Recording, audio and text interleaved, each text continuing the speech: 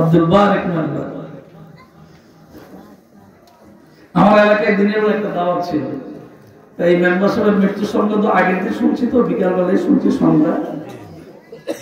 তো চিন্তা করলাম যে লোকটার সাথে আমার এত সম্পর্ক, এত আমার আদর করতো, এত মায়া করতো, ওনার জানা যায় না যায় খেতে। আমার মুরিদের বাড়ি দাওয়াত ছিল, মুরিদের ফোন করে রাত্রে করে দিছি যে আগামীকাল আমি আসতে পারবো না, মানে গতকালের কথা আর কি, যে আগামীকাল আসতে পারবো না, তোমাদের বাড়িতে বৃহস্পতিবার দুপুরবেলা আসবো, মানে আজকে গিয়েছি। ওয়াদা ঠিক রাখছি, তাকে একটু পরিবর্তন দিচ্ছি। তো জানাজা দিয়ে গেলাম, অসংখ্য মানুষ তোমার জানাজা হয়েছে, আলহামদুলিল্লাহ। এটা একটা মানুষের ভালোবাসা, ঠিক কিনা চলে? উনি তো মানুষ, উনি যে ভুল করবে না বিষয়টা এরকম না, আমি যে ভুল করবো না বিষয়টা এরকম। মানুষ ভুলে উঠবে না, কিন্তু ওনার একটা জনপ্রিয়তা ছিল, ওটাকে ঠিক না। দিয়ে গেলাম জানাজা।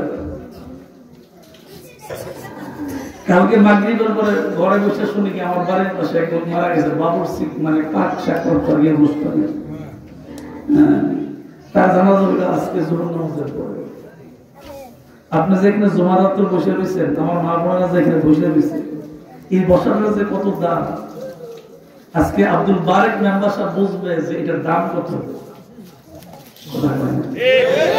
আপনার পড়োশি, আপনার পাশের, আপনার মা বাপ, আপনার ভাই বোন, স্বামী স্ত্রী, ছেলে মেয়ে যারা কবরে আছে, এরা বুঝবে এরা কত দাম।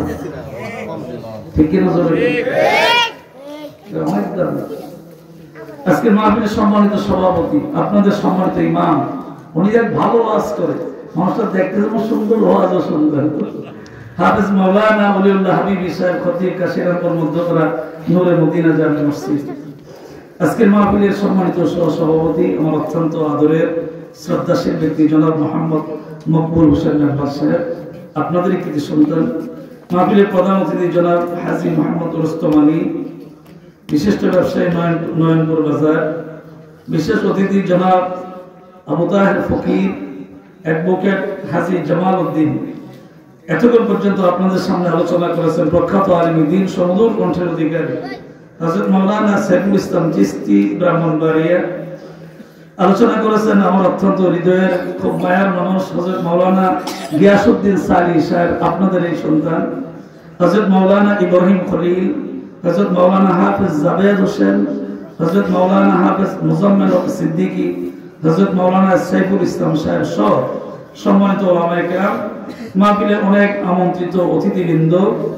পরিচালনা করছেন হাফেজ মাওলানা মুহাম্মদ শরীফুল ইসলাম কাশিরামপুর। সম্মানিত ওলামায়ে কেরাম, দিনদার মুসলমান ভাইয়েরা, পর্দার আড়ালে আয়েশা খাদিজার মতন মা বোনেরা, মহান আল্লাহ পাকের দরবারে কালিমাতু শুকর আদায় করি যে আল্লাহ সুবহানাহু ওয়া তাআলা ভালোবেসে, মায়া করে, মহব্বত করে আপনাকে আমাকে জুমার রাত্রে এখানে বসার তৌফিক দান করেছেন। শুকরিয়া আদায় করা দরকার আছে। আব্দুল বারেক মেম্বারকে সুযোগ আছে শুকরিয়া আদায় করার? সুযোগ আছে মাহফিলে আসা? ওনার বাড়িতে আমরা দাওয়াত দিচ্ছি, এই যে আমি আপনাদের মাহফিলে রওনা দিচ্ছি, গাড়ির ভিতরে বসে বাইক থেকে ফোন দিয়েছি, হুজুর একটু কষ্ট হইলেও শনিবারে সকালে দোয়া করে যায়। মায়া আর কি, আমার কিছু নেই, খাও যে মায়া, মায়া ছাড়া কিছু নেই। আর আমি আহলে সুন্নাত ওয়াল জামাতের আকীদা হলো, যার ভিতরে নবীর মহব্বত আছে, তার ভিতরে আল্লাহর ভয় আছে। কথা কোন ঠিক না? যার ভিতরে নবীর মহব্বত নাই, তার আল্লাহ রাসূল বলতে কিছু নেই। কথা কোন ঠিক না? এই মায়ার কারণে মূর্খ মানুষগুলা, আপনার কেউ থাকলে এরকম মনে কষ্ট নেন না, বোঝার জন্য বলছি। আমি আজকেও আমার ফেসবুক আইডিতে লিখছি যে কবি নজরুল উচ্চ শিক্ষিত ছিল না, কিন্তু তার উপরে আল্লাহ রহমত ছিল, যার কারণে বিশ্ববিদ্যালয় পর্যন্ত উনি মাত্র ৮ম শ্রেণী পাস। কোন শ্রেণী? মাত্র ৮ম শ্রেণী পাস। এই লোকটার পড়া বিশ্ববিদ্যালয়, স্কুল তো আছেই, বিশ্ববিদ্যালয় পর্যন্ত পড়া হয়। চিন্তা করে দেখছেন এটা মূল কি, মূল হাকিকত কিন্তু আমরা এখনো চিন্তা করি। ৮ম শ্রেণী পাস কবি নজরুল, মসজিদেরই পাশে আমার কবর দিও ভাই, মুয়াজ্জিনের আজান যেন আমি শুনতে পাই। সুবহানাল্লাহ। আর আল্লাহ ঢাকা বিশ্ববিদ্যালয় কেন্দ্রীয় জামে মসজিদের পাশেই ওনার কবর দেওয়া হয়েছে। মানে ওই যে কবিতা লিখছে, আর দোয়ার শুরুতে কবিতা আল্লাহ কবুল করে নিচ্ছে। আমি আপনাদের এই কথাটা ছোট্ট কথাটা বুঝাইতে চাই, তাহলে এই লোকটা ছিল একেবারে শিক্ষা কম, কিন্তু তার পড়াটা বাংলাদেশের প্রত্যেকটা কলেজ, ইউনিভার্সিটি, বিশ্ববিদ্যালয়ে পড়ানো হয়। তাহলে বোঝা গেল শিক্ষার চেয়ে তার উপরে আল্লাহর দয়া ছিল বেশি। কথা কম ঠিক কিনা জোরে কম? শিক্ষার চেয়ে তার উপরে আল্লাহর দয়া ছিল বেশি। আমরা কিন্তু এখন শিক্ষিত লোক খুঁজি, দয়া যা আছে এটা খবর নেই। এই কথাটাই আমি আজকে আমার ফেসবুক আইডিতে লিখছি, কারোর সাথে যদি অ্যাড থাকে তাহলে দেখবেন। আমি বাড়িতে আসার সময় লিখে আসছি, আজকে আল্লাহ রহমত বলে গেছি। শুধু চিন্তা করে শিক্ষিত, শিক্ষিত ঠিক আছে দরকার, কিন্তু শিক্ষিত মাঝে মধ্যে এমন কথা কয় যেটা নবীর সারে আঘাত লাগে। কথা কথা আমার কথা না, আমার সামনে কোরআন শুনেছে, আল্লাহ বলছেন قل إن كنتم تحبون الله فاتبعوني يحببكم الله ويغفر لكم ذنوبكم والله غفور رحيم।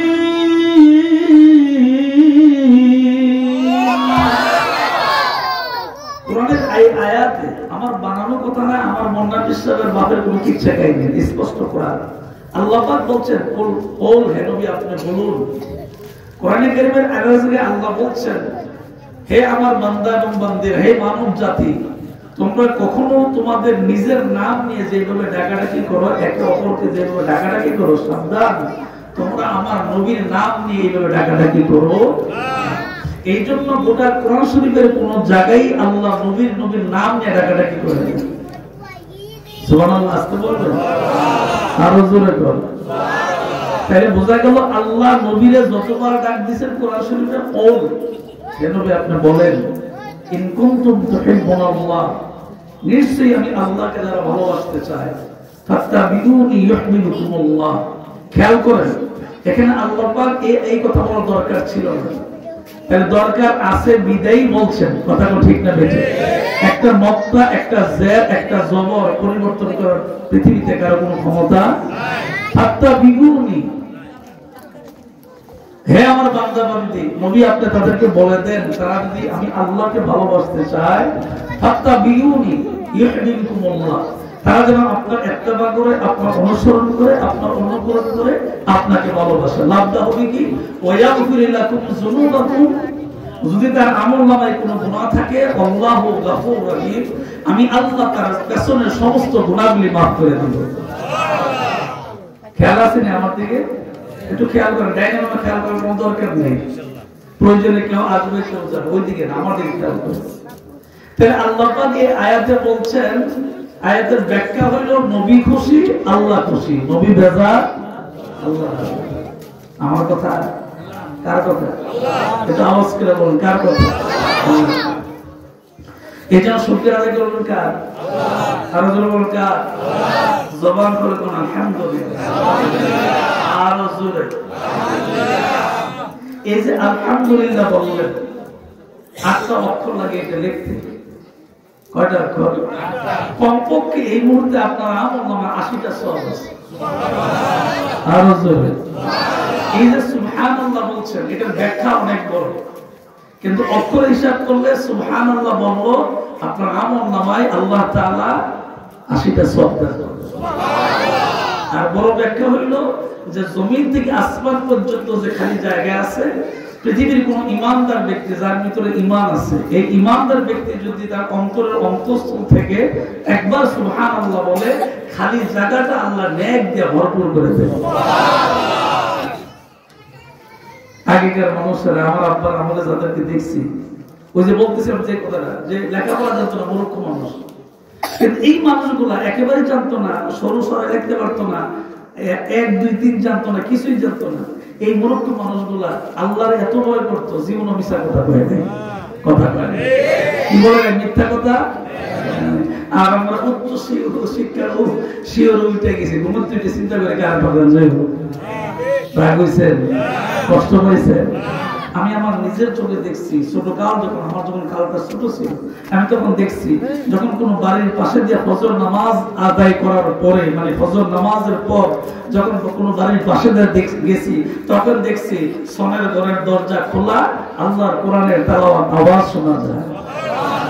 আজকে আমরা বিল্ডিং এ ঘুমাই, মনে কষ্ট নেন না? 8টার পরে দাঁত ব্রাশ করে, 10টার সময় দাঁত ব্রাশ করে মুসলমানের সন্তান। আমার আব্বা এই জন্য আফসোস করে বলতেন, হেলাই হেলাই কাটাইলা জিন্দেগি, হেলাই হেলাই কাটাইলা জিন্দেগি, সময় থাকতে না করিলা বন্দেগি, সময় থাকতে না করিলা বন্দেগি। বান্দা কবরে গিয়ে আফসোস করবে আর বলবে কি করলাম রে, কি করলাম রে, কি করলাম। সময় থাকতে কেন আল্লাহ রে না ডাকলাম, সময় থাকতে কেন আল্লাহ রে না ডাকলাম। কেন আল্লাহকে ডাকি না সময় থাকতে?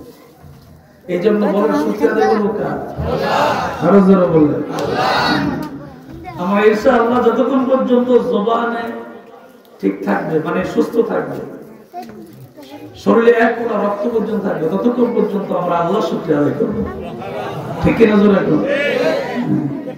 এই জন্য প্রথমেই কথাগুলি শোনার জন্য বলছি, খুব মনোযোগ সহকারে শুনবেন। আমি আপনাদেরকে অতিরিক্ত কষ্ট দিব না, যতক্ষণ পর্যন্ত আপনাদের ধৈর্যে কোলায় ততক্ষণ পর্যন্ত কথা বলবো ইনশাআল্লাহ। ওয়া তাওফীকি ইল্লা বিল্লাহ, আলাইহি তাওয়াক্কালতু ওয়া ইলাইহি উনীব। আল্লাহ যেন তার ছোট্ট গোলামটাকে কবুল করুন, বলেন আমিন। বাবা বাবা বাবা তোমরা একটু কথা বলো, কেমন?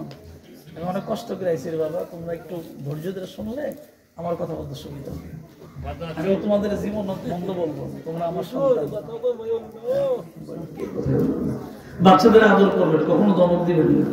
সকালে আদর করে বিস্কুট চকলেট কিনে দেন, মক্তবে এনে দেয়া দেন, হুজুর আদর করে করে পড়াইব। কোন এক সময় দেখবেন আপনার বাচ্চা কোরআন তেলাওয়াত শিখে ফেলছে, আপনি আমি কবরে থাকবো, বাচ্চাটা কবরের পাশে গিয়ে আল্লাহর কোরআন তেলাওয়াত করে করে কবর পাশে দোয়া করবে।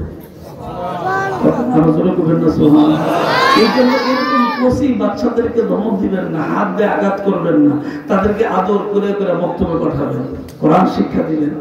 মা বোনেরা যারা আছেন এই কাজটা করবেন। লাভটা হবে কি, আপনি যখন আব্দুল বারিক মেম্বারের মতন কবরে শুয়ে যাবেন, আব্দুল মান্নান পীর সাহেবের মতন যখন কবরে শুয়ে যাবেন, তখন দেখবেন আপনার কলিজার টুকরা সন্তান, যাকে আপনি কোলে করে করে কোন শীতের ভিতরে কোন শীতের ভিতরে আপনি যখন মক্তবের ভিতরে হাফেজ মাওলানা ওলিউল্লাহ হাবিবি সাহেবের কাছে পাঠিয়েছিলেন কোরআন শিক্ষার জন্য, উনিও আদর করে করে আপনার সন্তানকে কোরআন শিক্ষা দিয়েছেন, পড়াইছেন। আপনার মৃত্যুর পরে বুঝবেন যে এই আদরটার কত দাম। আরো জোরে মুসা আলাইহিস সালামের কথা বলছেন, উনি তুর পাহাড়ে দাঁড়িয়ে দাঁড়িয়ে আল্লাহর সঙ্গে কথা বলতেন। কোন পাহাড়ে দাঁড়িয়ে? আরো জোরে। হঠাৎ করে একদিন উনি রওনা দিচ্ছেন, উনি তো প্রতিদিনই যাইতেন, যখন সুযোগ পেতেন তখনই যাইতেন, কারণ উনি একমাত্র ডাইরেক্ট আল্লাহর সঙ্গে কথা বলতেন, জিবরাইলের মাধ্যম ছাড়া। জিবরাইলের প্রয়োজন হয় না, উনি জিবরাইলের মাধ্যম ছাড়াই ডাইরেক্ট তুর পাহাড়ে একটা খেজুর গাছের সঙ্গে ধাক্কা দিয়া আল্লাহর সঙ্গে প্রেমের আলাপ করতেন। আরো জোরে। মুসা আলাইহিস সালাম রওনা দিয়েছে তুর পাহাড়ে, হঠাৎ করে একটা ছেলে রাস্তার পাশে দাঁড়িয়ে গেছে, বয়স্ক মানুষ, একেবারে ছেলে এরকম না, বয়স্ক। মুসা আলাইহিস সালামের সঙ্গে সাক্ষাৎ তো দিছে, আসসালামু আলাইকুম ইয়া নবী আল্লাহ, হে আল্লাহর নবী, আমার পক্ষ থেকে সালাম গ্রহণ করেন। মুসা আলাইহিস সালাম সালামের উত্তর দিয়েছে। তো এই ওয়াজটা শোনার আগে আগে আপনারা একটু কথা খেয়াল করবেন, আগেও শুনছেন এখনো শুনেন, অনেক সময় খেয়াল থাকে না। সমস্ত নবীদের ভিতরে রাগ ছিল মুসা আলাইহিস সালাম, সমস্ত নবীদের ভিতরে রাগ ছিল কার? মুসা আলাইহিস সালাম। আর সমস্ত সাহাবীদের ভিতরে রাগ ছিল হযরত ওমর বিন খাত্তাব রাদিয়াল্লাহু আনহু। এই দুইজনের রাগ খুব বেশি ছিল। কেমন রাগ?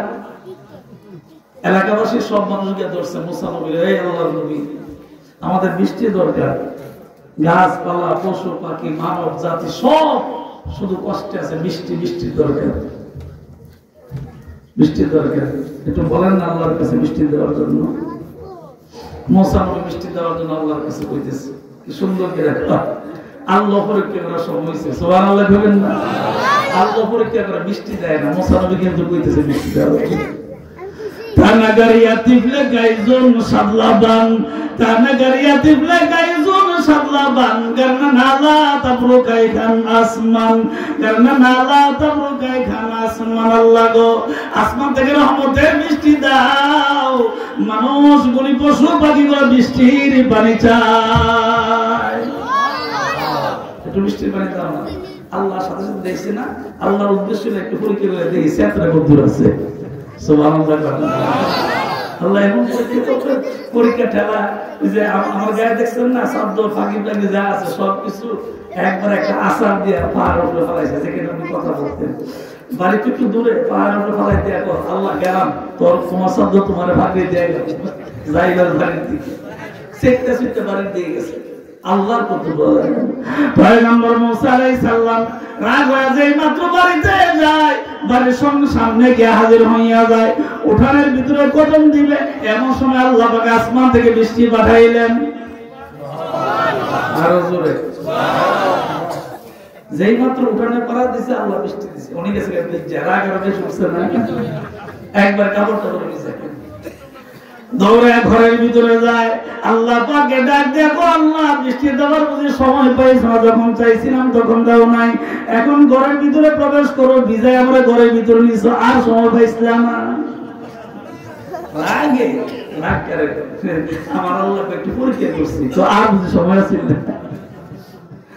আল্লাহ পাক পরীক্ষা করলেন, মুসা আলাইহিস সালাম রাগ হয়ে গেলেন। মুসা নবী গায়ে বৃষ্টি, আসমানের রহমতের বৃষ্টিতে পানিতে ভিজে যখন ঘরের ভিতরে যায়, আল্লাহ পাক ইলহাম পাঠাইলেন, আসমানে গায়েবী একটা আওয়াজ পাঠাইলেন, আওয়াজটা ছিল এইরকম, মুসা রে রাগ হইও না, রাগ হয়ে যখন তুমি ইচ্ছা মানে চাদর আর মানে পাগড়ি ফেলে যখন তুমি পাহাড় ছেড়ে দিয়া অন্য পাহাড়ে তোর বাড়ির দিকে রওনা দিলা, যেই মাত্র তোর পাহাড়টা ছেড়ে দিয়া বাড়ির দিকে রওনা দিলা, আমি আল্লাহ পাক আর সহ্য করতে পারি নাই। মানব জাতি পশু পাখি পানি পানি বলে চিৎকার মারে, এই জন্য সহ্য করতে পারি নাই রে মুসা, তুমি বাড়িতে পৌঁছতে দেরি হয়েছে, আমার রহমতের দরিয়া জুস মারতে দেরি হয় না। আমি ইচ্ছা করে করি নাই, আমি একটু পরীক্ষা করছিলাম, যখন মাত্র রাগ হয়ে রওনাতে বাড়ির কাছে চলে আসছেন, ঘরে ঢোকার আগে আমার রহমতের জরিয়া জোশ মারছে। আমি আল্লাহ তো মনে আল্লাহ, আমার রাগও আছে আমার দয়াও আছে। সুবহানাল্লাহ, আল্লাহ বলতেছেন আমার রাগও আছে আমার দয়াও আছে।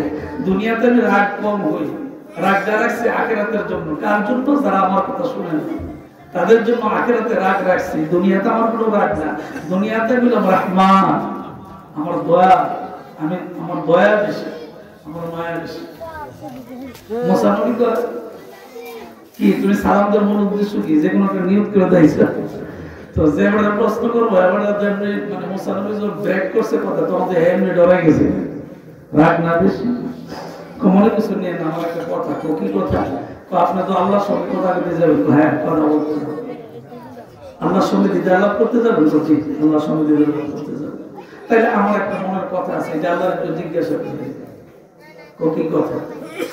পয়গম্বর মুসা যেই মাত্র খেজুর গাছের সঙ্গে ধাক্কা দিয়ে মাওলার সঙ্গে প্রেমের আলাপ করবেন, তখন আমার পক্ষ থেকে মাওলার একটা কথা জিজ্ঞাসা করেন, মাওলারে এত সম্পদ দিছ, সম্পদের হিসাব রাখতে পারি না। আসেনি নাম ছিল, নামটা কিরে কইছি, এটা কর্ণবাজারের সবচেয়ে শ্রেষ্ঠ ব্যবসায়ী ছিল, যদিও ওটা হিন্দু, ওটা ছিল শ্রেষ্ঠ নাম করা ব্যবসায়ী। যতক্ষণ পর্যন্ত হিসাবে না আমি ততক্ষণ পর্যন্ত মোমবাতি ধরা ধরে হিসাবই করত, এরপর মিললে পরে বের যেত। এবার নাম হলো এই ব্যবসায়ী। পয়গম্বর মুসা গো, আল্লাহ আমাকে এত সম্পদ দিছে, আমি হিসাব রাখতে পারি না, আমার কষ্ট হয় গো পয়গম্বর। যেই মাত্র মাওলার সঙ্গে দিদার লাভ করবেন, তখন আমার পক্ষ থেকে আল্লাহকে বইলা দিয়েন, আমার আর বাড়িঘর সম্পদের দরকার নাই, টাকা পয়সা দরকার নাই, আমার কিছুই দরকার নাই। আল্লাহ আমার যা দিছে সব দিছে, আরো বেশি দিছে, আর দরকার নাই। আমার আল্লাহর বইলেন আমার কোনো দরকার নাই, আমার যাতে আর কোনো দিন কোনো কিছু না দেয়। আল্লাহ আমরা কি করি? আরো দরকার, আরো দরকার, বাড়ি একটা আর একটা দরকার, ঢাকা শহর একটা গাড়ি বাড়ি হচ্ছে আরো দরকার। না দা এত না দা, খাইতে খাইতে কোন কই আছে ভবন কই কথা কয় এমন খাওয়ান খাইছে এখন কই আছে ভাই সাহেব দুনিয়া মুসাফির খানা কবর আখের ঠিকানা দুনিয়া মুসাফির খানা কবর আখের ঠিকানা कोई आगे रवाना है कोई पाछे रवाना कोई आगे रवाना है कोई पाछे रवाना মশানবী তো ঠিক আছে বুঝলাম আর একটু আগে গেছে মানে কাছাকাছি উনি যেখানে দাঁড়ায় কথা বলতেন ওই জায়গার কাছাকাছি জায়গা থেকে আরেক লোক দাঁড়ায় গেছে সালাম দিছে আসসালামু আলাইকুম ইয়া নবী আল্লাহ হে আল্লাহর নবী আমার পক্ষ থেকে সালাম গ্রহণ করেন ও আপনি যে কিতাব কবি কইলেন তাদের বুঝি সালামের নমুনা আল্লাহর কাছে সাক্ষাৎ করবেন না হ্যাঁ অবশ্যই আল্লাহর সঙ্গে দিদার করব ও পয়গম্বর মুসা আল্লাহর সঙ্গে যখন দিদার লাভ করবেন আমার পক্ষ থেকে বইলা দিয়ে একবেলা খাইলে আর একবেলা খাইতে পারি না একবেলা খাইলে একবেলা খাওয়া নেই মানে আমি 3 বেলা খানা খাইতে পারি না আমার পরিবার আমার ছেলে মেয়ে আমার সংসার নিয়ে আমি খুব কষ্টে আছি এক বেলা জোগাড় করলে বাকি 2 বেলা থাকে না 2 বেলা থাকলে এই বেলা থাকে না আমি খুব কষ্টে আছি আপনি যখন আল্লাহর সঙ্গে দিদার লাভ করবেন তখন একটু কষ্ট করে আমার কথাটা বললেন যে আমরা কিছু দিব কি উনি সুবহানাল্লাহ আল্লাহকে জিজ্ঞাসা করে আমাদের কোনো কিছু দিব পয়গম্বর মুসা আলাইহিস সালাম তুর পাহাড়ের সামনে দাঁড়ায় মাওলার সঙ্গে দিদার লাভ করে গুফতে মুসা বা খোদা তার কুমে তোর গুফতে মুসা বা খোদা তার কুমে তোর গুফতে মুহাম্মদ বা খোদা তার আরশে নূর আল্লাহ আমি তো দিদার লাভ করার জন্য আইছি আচ্ছা কোন খুব খেয়াল করেন আমার ওয়াজে দিয়ে খেয়াল রাখতে উদ্দেশ্য কি যখন মুসা নবী রওনা দিয়েছে রাস্তায় যে দুইটা লোকের সাক্ষাৎ দিয়েছে আল্লাহ দেখছে না আল্লাহ চোখের আড়াল করতে পারবে এরকম কোন কাজ পৃথিবী থেকে করতে পারে রাতের বেলা হোক দিনের বেলা হোক অন্ধকারে হোক আর আলোতে হোক আল্লাহ চোখ ফাঁকি দেয় পৃথিবীর কোন মানুষ কোন কাজ করতে পারে না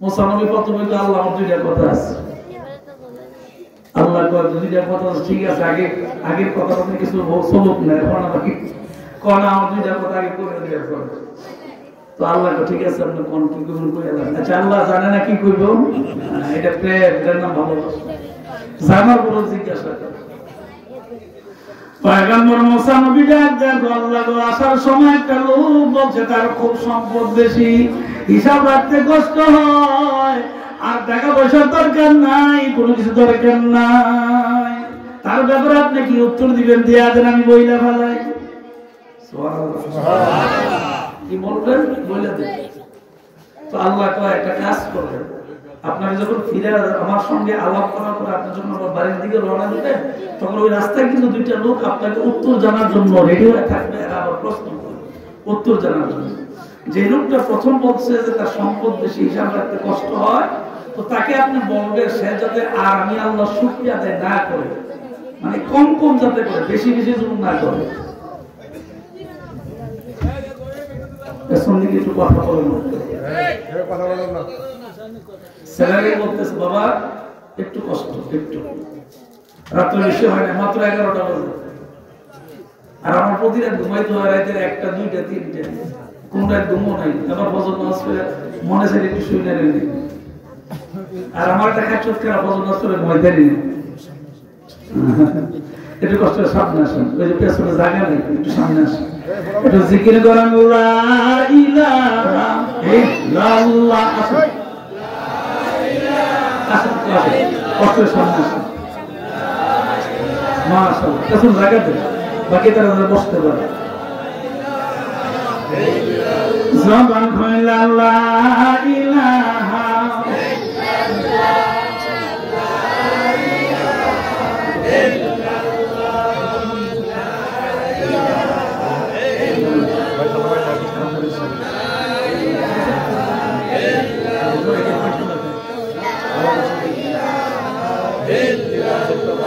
লা ইলাহা ইল্লাল্লাহ মুহাম্মাদুর রাসূলুল্লাহ সাল্লাল্লাহু আলাইহি ওয়াসাল্লাম জোরে কোন আমিন আর জোরে জবান খুলে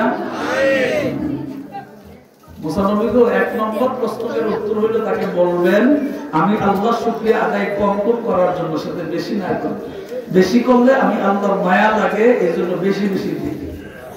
সুবহানাল্লাহ। আমরা যারা অভাব আছে আমাদের বেশি বেশি দরকার আছে, খায় সেটা মনে থাকে না, মুখটা পিছিয়ে আগে বিসমিল্লাহ নাই বলা আলহামদুলিল্লাহ আছে নেই মুসলমান। আবার অনেকে আছে খাদ্য খায় দামার টাকা সাপ, যে উচ্চ শিক্ষিত মুসলমান শিক্ষা করতে করতে জানে তো মধ্যে বামাতে কাম শুরু করছে, বোয়ার মধ্যে খেলে কাম শুরু করছে, আসেনি? জাতি কি উন্নত, উন্নত শেষ নাই। মূর্খ বড় গাবরাইকা ব্যস্ত থাকা, আর আমরা শিক্ষা করতে করতে এমন হইছি বামাতে খাই খেলিয়ে খাই, আল্লাহ তো বুঝুক চলে দিয়ে আছে। আয় কথা নয় পয়গম্বর মুসা নবী ডাক দিয়ে গো আল্লাহ, দ্বিতীয় যে লোকটা অভাব বেশি, একবার খাইলে আরেকবার খাইতে পারে না। গেলে তো জিজ্ঞাসা করলেন কি উত্তর দিব আল্লাহ, গেলে তো জিজ্ঞাসা করলেন। আল্লাহ ডাক দিয়ে গো মুসা পয়গম্বর, যাওয়ার সময় যখন দেখা হবে দ্বিতীয় লোকটারে বলে দেন বেশি বেশি আল্লাহ শুকরিয়া আদায় করার জন্য। সুবহানাল্লাহ। আপনাদেরকে সহজ কথা বলতে বুঝতে আপনাদের সহজ হলে মনে করেন আমি এখান থেকে রওনা দিচ্ছি, তো প্রথম ব্যক্তিটা যে পড়ছে এরপর দ্বিতীয় ব্যক্তি, দুইজন প্রশ্ন করছে, আমি যখন ওই দিক থেকে রওনা দিলাম তখন কি ওই যে ব্যক্তি পরে প্রশ্ন করবে উনি আগে পড়বে না? ঠিক কিনা জোরে করবে সিরিয়াল। মুসা নবী আলাইহিস সালাম, মুসা আলাইহিস সালাম আল্লাহর সঙ্গে দিদার লাভ করে সব শেষ করে কথা বলতে শেষ করে রওনা দিতে প্রথমে পড়ছে অভাবী, যে মাত্র অভাবী বলছে অভাবী কি কইছে আল্লাহ। মুসা নবী মুসলিম আসে দিয়ে ডাক দিয়ে করা তো আল্লাহ কইছে তোমার বেশি বেশি শুকরিয়া আদায় করা দরকার। কইতে দেরি হইছে, তেলে বাগানে সেতে দেরি হইছে। মুসা নবী কয় হে রাগ দিয়ে আমার বেশি দেয়া সেচ্ছে কি রে, যে একবেলা খাইলে আরেকবেলা খাইতে পারি না, আমার তো শুকরিয়া আদায় করতাম। কি শুকরিয়া আদায় করতাম? এমন সাথে সেচ্ছে মুসা নবীর যদিও রাগ ছিল তখন উনি ধৈর্য ধরছে, ধৈর্য ধরে শুনছে যে লোকটার কি বক্তব্য, কথাগুলি শোনা শেষ করে শুরু থেকে শেষ পর্যন্ত শুনছে। আল্লাহ দয়া করে মুসা নবী রাগী নবী ধৈর্য ধরে কথাগুলি শুনছে। কথা যখন শেষ হয়ে গেল মুসা নবী ডাক দেব আল্লাহর গোলাম, আর কোনো কিছু আসেনি বলার জন্য? নাই নাই ও নাই, ঠিক আছে তোমার কথা শেষ, আমি মুসা নবীর কথা শুনবো। সুবহানাল্লাহ। আরো জোরে বলে বলা শুরু করছে। পয়গম্বর মুসা নবী ডাক দেয়া গো লাহুম আযানুন লা ইয়াসমাউনা বিহা, আল্লাহ যে তোমাকে যে কান দিয়ে শোনার জন্য, পৃথিবীতে অনেক মানুষ কান আছে শোনে না, আসেনি? ওয়ালাহুম আয়ুনুন লা ইউবসিরুনা বিহা, পৃথিবীতে অনেক মানুষের চোখ আছে দেখে না, আসেনি? আছে, চোখ আছে ঠিক কিন্তু অন্ধ, দেখে না। কারো একেবারেই বন্ধ, কারো খোলা আছে কিন্তু দেখে না, বিশেষত্ব নেই, আসেনি এরকম মানুষ?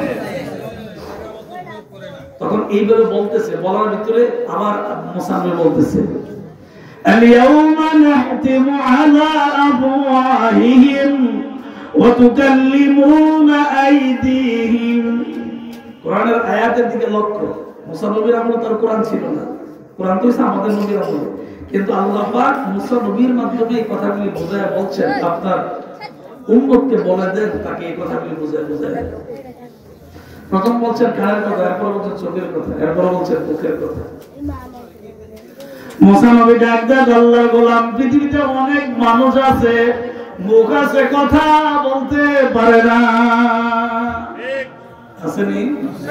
আর এদের বিশ্বাসের দ্বিতীয় ছেলের নাম গোলাম রব্বানী রূপে বুয়া পীর সাহেব, যিনি গোলাম হাক্কানি সাহেবের বড় বড় বিশ্বাস ছিল, লেখাপড়া করছে কিন্তু কথা বলতে পারে না, বুয়া ছিল। উনি আমাদের চণ্ডীদারে থাকতেন, আমার তো মামা ছিল। ছোটবেলা যখন আব্বা লয়ে যেত তো উনি তো মানে ওই যে উনি তার স্পষ্ট কথা বলতে পারতেন, উনি ওয়া করলেন, বেড়া আছে অনেক বড় সড়ো। তো আমি তো আসলে ছোট্ট, আমি ডরাইতাম, মাশাআল্লাহ অনেক বড় পুরুষ ছিল, তাই আওয়াজ করলেন, ডর পাইতাম। তো আমরা তো আরে তোর মামু কিচ্ছু করতে না, যা গিয়া পাউডার টিপে দিয়ে তেল তেল দিয়ে হাত পাউডার টিপে, ওনার কাজই ছিল লোক দেখলে হাত পাও নিয়ে টিপাইতে হবে, কয়েকটা টিপা দিয়ে দেখবে তোর নতুন চকলেট দিব, সানাসুর দিব, নতুন টিয়া দিব। আব্বা আমার এইভাবে বুঝাইতে হবে। মুসা নবী ডাক, দেখো আল্লাহ তোমাকে দুইটা চোখ দিচ্ছে, পৃথিবীতে অনেক মানুষ আছে তার চোখ নাই, অনেক মানুষের কান আছে কিন্তু শুনে না, অনেক মানুষের জবান আছে কথা বলতে পারে না। ওয়াতুকাল্লিমুনা আইদিহিম, দুইটা হাত আছে, পৃথিবীতে এমন মানুষ আছে এরা দুধলে দেখা যায় দুইটা হাত নাই, আছে নি? একটা হাত নাই, দুইটা হাত নাই জন্ম থেকে। ওয়াতাশহাদু আরজুলুহুম বিমা কানু ইয়াকসিবুন,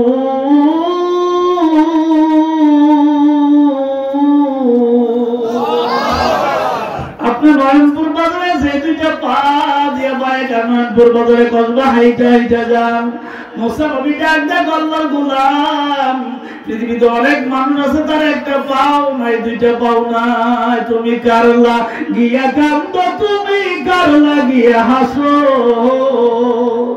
আরে তুমি কারলা গিয়া কান্দ, তুমি কারলা গিয়া হাসো, আরে যে তোমারে করলো সৃজন, আরে যে তোমারে করলো সৃজন তারে ভালোবাসো,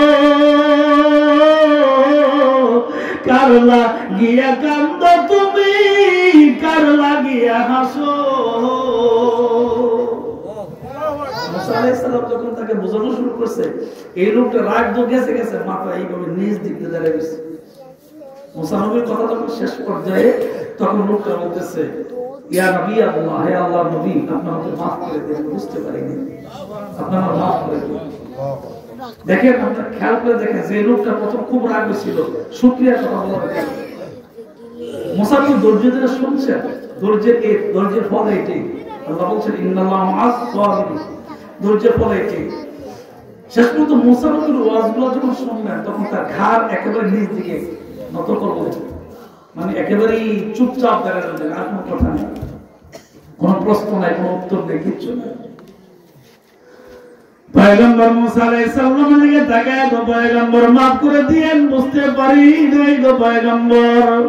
খেয়াল করে দেখছেন মাথার চুলের গোড়া থেকে পায়ের তালু পর্যন্ত আল্লাহ পাক 3.5 বর্গের ভিতরে লক্ষ লক্ষ টাকার সম্পদ দিয়েছেন। চোখ হারাইলে হাসপাতালে গেলে বোঝা যায় একটা চোখের দাম কত। ঠিক কি না জোরে কর? একটা কিডনি, এই যে পার্শ্ববর্তী দেশ আমাদের পাশের দেশ ভারত, চেন্নাই, দিল্লি, বিভিন্ন জায়গায় যায়, অনেক বড় বড় ডাক্তারের কাছে যায়, হার্ট সমস্যা, কিডনিতে সমস্যা, এই যে কিডনি এখানে আছে, কিডনিতে সমস্যা, এগুলি রিপেয়ারিং করার জন্য, চিকিৎসা করার জন্য, যাতে একটু সুস্থ থাকে, লক্ষ লক্ষ টাকা খরচ করা যায়। কথা ঠিক না? এমন তো রোগী আছে আমাদের কাছে দোয়া চায়, কেমন দোয়া চায় জানেন?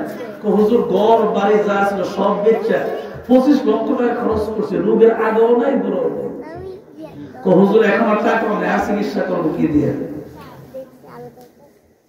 আল্লাহর কাছে চিকিৎসা একটা আছে, কি চিকিৎসা? আল্লাহ শিখিয়ে দিয়েছে, হুজুরের কাছে দোয়া আছে, হুজুরে কইছে 25 লক্ষ টাকা শেষ হয়ে গেছে, আর কোনো টাকা নাই, কোরআনের কাছে আসো, কোরআন দিয়ে তেলাওয়াত করে সাফা দোয়া করো, কোরআনের বরকতে আমার আল্লাহ তোমারে সুস্থ করে দিতে পারে। ডাক্তার হাসপাতাল থেকে বড় ডাক্তার বলে দিছে যে যা খাওয়ার খাওয়াই দেন, বাঁচত না, সময় আছে মাত্র 5 দিন। আসেনি এরকম রোগী? তো যা খাবার খাওয়াই দেন, মাত্র 5 দিন, এরপর সে মারা যাবে। আল্লাহ কয় আমার রহমতের দিকে চায়। আরে ওরা উচ্চ শিক্ষিত, শিক্ষা বাড়তে পারে, আগে রহমতের দিকে চায়। চিকিৎসা করতে করতে বাড়ি ঘর টাকা পয়সা ব্যাংক করে সব শেষ হয়ে গেল, আর কোনো টাকা নাই, কিছু নাই, চিকিৎসা করার মতন কোনো ক্ষমতা নাই। কোরআনের এত বড় মর্যাদা, বক্তব্যের বাচ্চাগুলি পড়ে এই কোরআনের এত বড় মর্যাদা। এমন রোগী দেখা গেছে কোরআন খতম করে হুজুর দোয়া করছে, কোরআন খতম করে ফু দিছে, ওই পানিটা পান করার কারণে 5 দিনের পরিবর্তে 5 বছর বেঁচে গেছে। ঠিক নেই সালিশা শেফা কোরআন কোরআন শেফা এই কোরআন নাম এই কোরআন শরীফের যতটা নাম আছে শেফা এর ভিতরে কোরআন শরীফের নাম আছে সূরাতুশ শিফা কোরআন শরীফের শিফা এটা অনেকগুলো নাম আছে কমপক্ষে 40টা নাম বলা যায় আরো আছে আল্লাহ এই কোরআন শরীফের নাম আছে সূরাতুদ দোয়া আর কোন শিক্ষা করতে দেখো দোয়া বলতে কিছু নেই দোয়া নাই দোয়া নেই আর মন্নান বিশ্বাস এমন দোয়া করছে বাবা আমার নিজের চোখে আমি দেখছি আমার বাবা এমন দোয়া করছে আমি যখন ছোট ছিলাম ওই ছোটকালেই দেখছি মন্নান বিশ্বাস যখন মাহফিল তো দূরের কথা কোনো মিলাদে যদি কারো বাড়িতে দোয়া করছে মানুষ কাঁদতে কাঁদতে কাঁদতে কাঁদতে বেহুশ হয়ে গেছে রহমতের ফেরেশতা চতুর্দিক দিয়ে দাঁড়ায় রয়েছে আল্লাহর কাছে ডাক দেয় আল্লাহ গো তোমার বান্দাগুলি মূর্খ মানুষ পড়ালেখা জানে না কিছুই জানে না কিছুই বোঝে না তোমার ভয়ে চোখের পানি ছেড়ে ছেড়ে কাঁদছে তাদেরকে বাড়িতে যাওয়ার আগে আগে মাফ করে দাও শিক্ষা নাই লেখাপড়া নাই কিন্তু যেইভাবে কাঁদছে সাথে সাথে এই কান্নার দোয়া আল্লাহ কবুল করছে আল্লাহ কইছে 40টা নামের ভিতরে একটা নাম আছে মানে সূরাতুদ দোয়া রাসূলের 40টার ভিতরে একটা নাম দোয়া দোয়া করবেন কার কাছে একটু জোরে কোন কার কাছে আল্লাহর কাছে আমাদের আদি পিতা আদম আলাইহিস সালাম দোয়া করছিলেন কি দোয়া করছিলেন আদম আলাইহিস সালাম দোয়া করে আল্লাহ জান্নাত থেকে বের করে দিছো ওয়ালা তাকরাব হাযিহি শাজারা ফাতাকুনা মিনাজ জালিমিন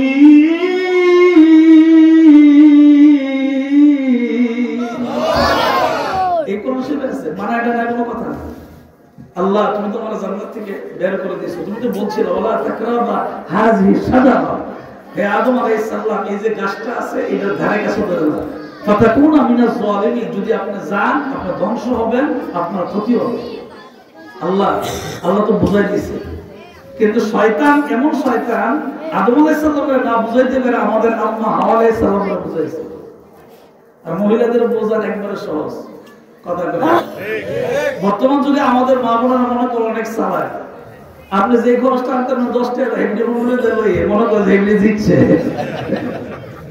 হায় রে মুসলমান মনে কষ্ট নেন না আব্বার কথা মনে হয় আব্বা যে ওয়াজগুলো করে গেছে এখন এগুলি বাস্তব আব্বার ওয়াজ বলছিলেন মুসলমানি দাবি করলে মুমিন কেন হলি না মুসলমানি দাবি করলে মুমিন কেন হলি না দুনিয়াদারি পেট ভরেলি কোরআন কেন মানলি না আল্লাহ পাক বলছেন এই কাজটা দ্বারা যাক যে ঘটনা বড় আল্লাহ পাক জান্নাতের ভিতর থেকে আমাদের আব্বা আদম আলাইহিস সালাম আমাদের আম্মা হাওয়া আলাইহিস সালাম পৃথিবীর সর্বপ্রথম যারা মানুষ হিসেবে পৃথিবীতে আগমন করেছিলেন তাদেরকে জান্নাত থেকে বের করে দিয়েছে একজনকে শ্রীলঙ্কার জেল পাহাড়ে আর একজনকে রাখছে আমাদের আম্মার কাছে রাখছে মহিলা মানুষ কষ্ট পেল ওনার জেলদাতে রাখছে মক্কার কাবার পাশে একটু হালকা হালকা একটু ধরে 15,000 লাগে বর্তমানে 15,000 লাগে আপনার সিএনজি বা জেদ্দাতে রাখছে 350 বছর পর্যন্ত কান্দার পরে হঠাৎ করে মনে হয়েছে আর সে আজিমে লেখা আছে লা ইলাহা ইল্লাল্লাহ সবাই বলেন লা ইলাহা মুহাম্মাদুর সাল্লাল্লাহু আলাইহি ওয়াসাল্লাম এই লেখা হঠাৎ করে আদম আলাইহিস সালামের মনে হয়েছে এখন আপনাদেরকে বিবেকের প্রশ্ন আদম আলাইহিস সালাম দেখছিলেন কোন সময় ওই সময় উনি দেখছিলেন যখন ওনার লম্বা দেহ মাটি এবং পানিতে যখন মিশ্রিত ছিল ওনার এই দেহের ভিতরে যখন আল্লাহ পাক রূহটা প্রবেশ করাইছিলেন তখন ওনার চোখটা খোলার সাথে সাথে উনি আরশে আজিমের খুঁটি দেখছিলেন তখনই উনি ওই জায়গায় দেখছেন লা ইলাহা ইল্লাল্লাহ মুহাম্মাদুর সাল্লাল্লাহু আলাইহি ওয়াসাল্লাম শ্রীলঙ্কার পাহাড়ে 350 বছর থেকে হঠাৎ করে মনে হয়েছে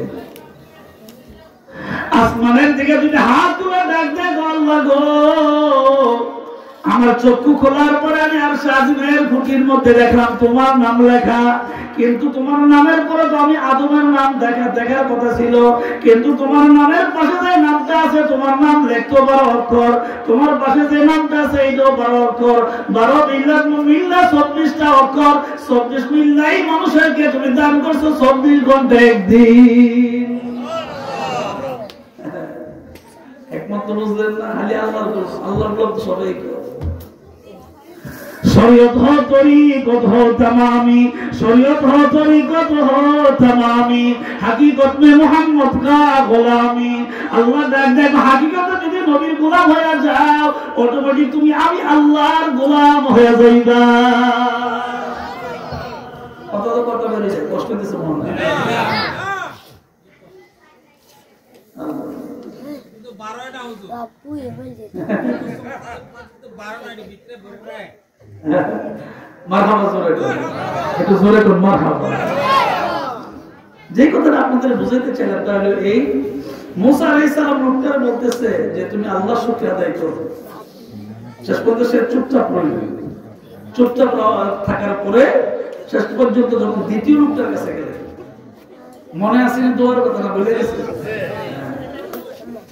আদম আলাইহিস সালাম আসমানে দিকে হাত তুললেন আর দোয়া করলেন আল্লাহ তুমি আমাকে মেহেরবানি করে আগের জায়গায় আবার ফিরে যেতে হবে দোয়া তো কবুল হয় না 1 বছর না 350 বছর দোয়া কোনোভাবেই কবুল হয় না অবশ্য আল্লাহ তো নবীর দোয়া ফিরিয়ে দেওয়ার কথা না কিন্তু দোয়া তো কবুল হইতেছে না 3.5 বছর 100 বছরের পরে শ্রীলঙ্কার পাহাড়ে দাঁড়ায় দাঁড়ায় ডাক দিয়ে গল লাগো চক্ষুটা যখন খুলছিল তখন আসমানের দিকে তাকিয়ে দেখছিলাম আশা আজমের খুঁটির ভিতরে তোমার নামের বড় একটা নাম দেখা তাইলে বোঝা গেল আমি নবী আদমরে তুমি আগে আদম হিসাবে দুনিয়ার মানব রূপে পাঠাইছো নাম থাকার কথা আমার নাম ওইটা না হয়ে আরেকটা নাম তাইলে বোঝা গেল আমি আদমের চেয়ে ওই নামের গুরুত্ব বেশি যেই নামটা তোমার নামের সঙ্গে লেখা এই নামটার খাতিরে আমারে তুমি মাফ করে জান্নাতে ফিরাইয়া দাও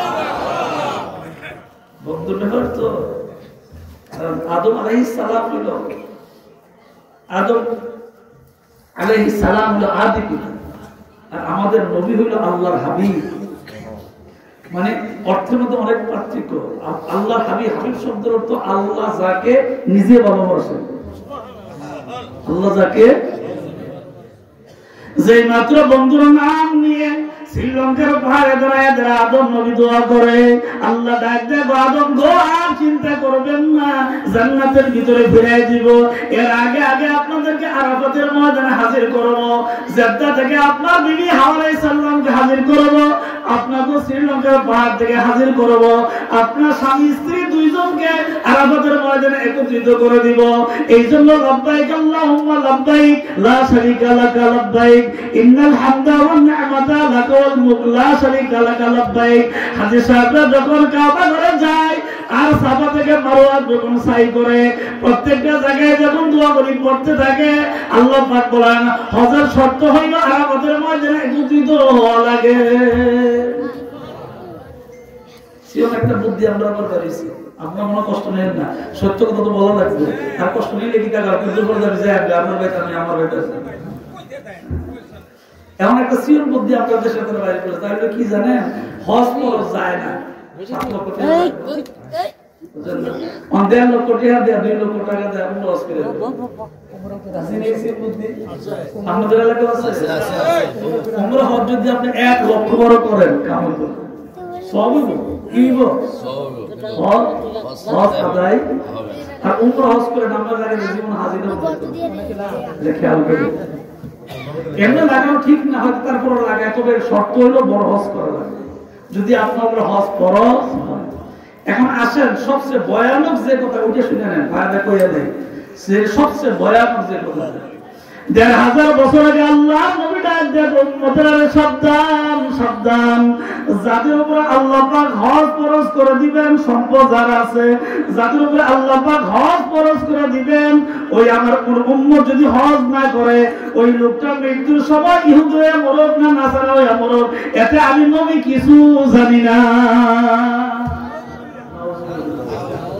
নবী যদি ইহুদি হয়ে মরক না নাসারা হয়ে মরক উম্মত যদি এই কথা কয় তো দুনিয়া যদি কইছে এই কথা আখিরাতে এটা অটোমেটিক এমনি বা কথা কোন ঠিক নেই তাইলে বোঝা গেল হজ ফরজ হওয়ার পরে আপনার 6 লক্ষ লাগো 7 লক্ষ যাই লাগো আপনি খরচ করে হজ ফরজ করতে হবে এইজন্য আদায় করতে হবে এইজন্য যেহেতু আল্লাহ আপনাকে সম্পদ দিয়েছে ঠিক কিনা চলে তো আর কত সিম বুদ্ধি আমার কাছে এক হুজুর এত টাকা হারা যাবে কাম করি যত টাকা হজে যাওয়া যায় এই টাকা দিয়া অকল বউ যে 14 গোষ্ঠী হয়ে যায় আমি তো 14 গোষ্ঠী সারা বাংলাদেশের মানুষ হয়ে গেল ঠিক কিনা জোরে কর আল্লাহ পাক আরাফাতের ময়দানে একত্রিত করে দিলেন। এই জন্য আল্লাহ পাক বললেন গোলাম দুইটা হাত তুলে আমার কাছে দোয়া করবি, আমি আল্লাহ তোর দোয়া কবুল করব। আরাফাতের ময়দানে আল্লাহ পাক শ্রেষ্ঠ পয়গম্বর আল্লাহর কাছে দোয়া করছিলেন। উহুদের ময়দানে যুদ্ধরত অবস্থায় উম্মতের অবস্থা খারাপ, সেই কঠিন সময় আল্লাহ নবী আল্লাহর কাছে দোয়া করছিলেন।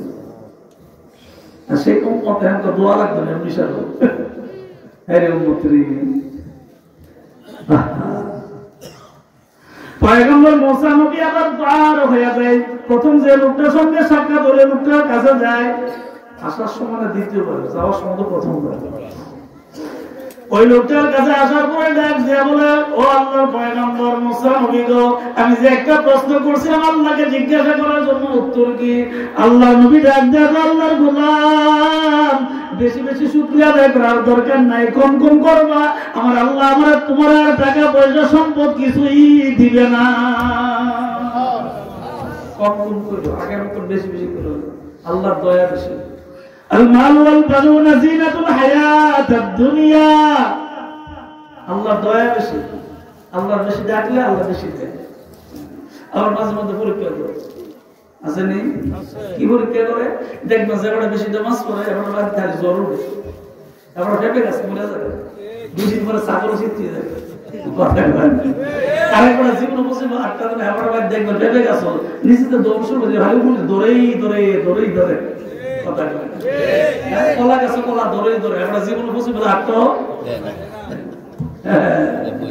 কারণ কি ومكروا ومكر الله والله خير الماكرين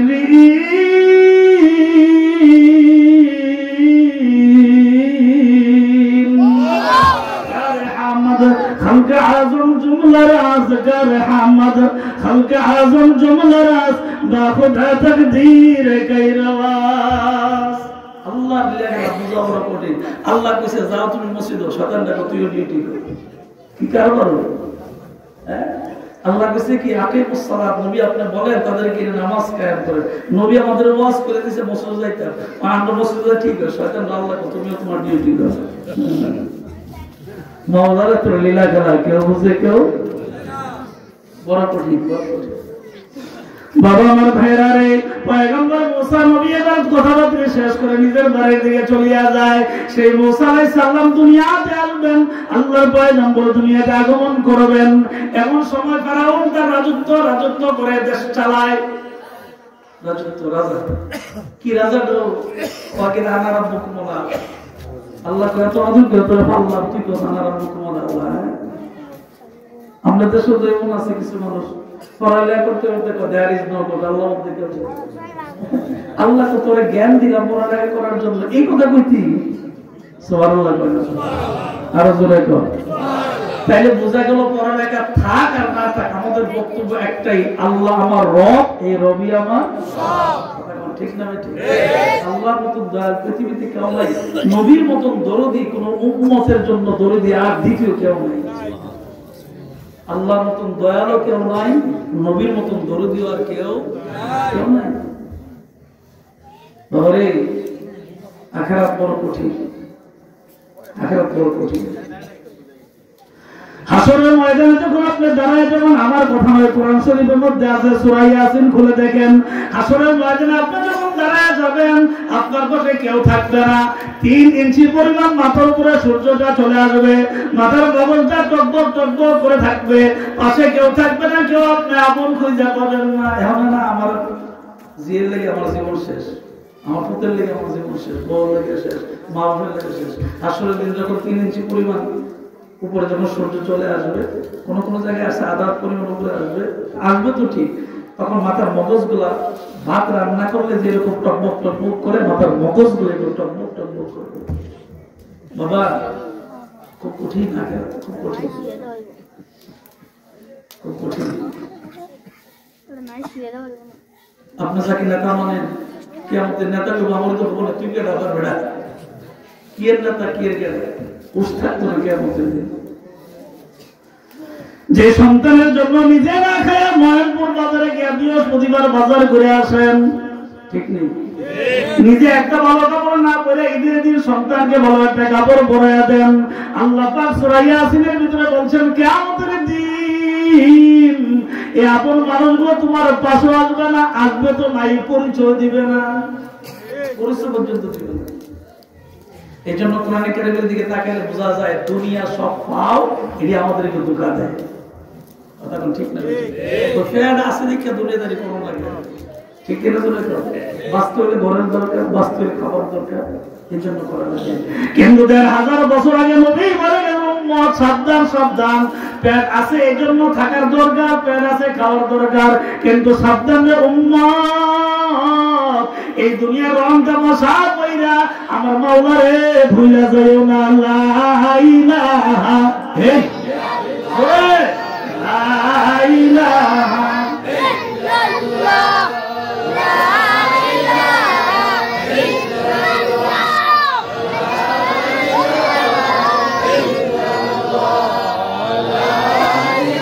ইলাহা ইল্লাল্লাহ, লা ইলাহা ইল্লাল্লাহ, লা ইলাহা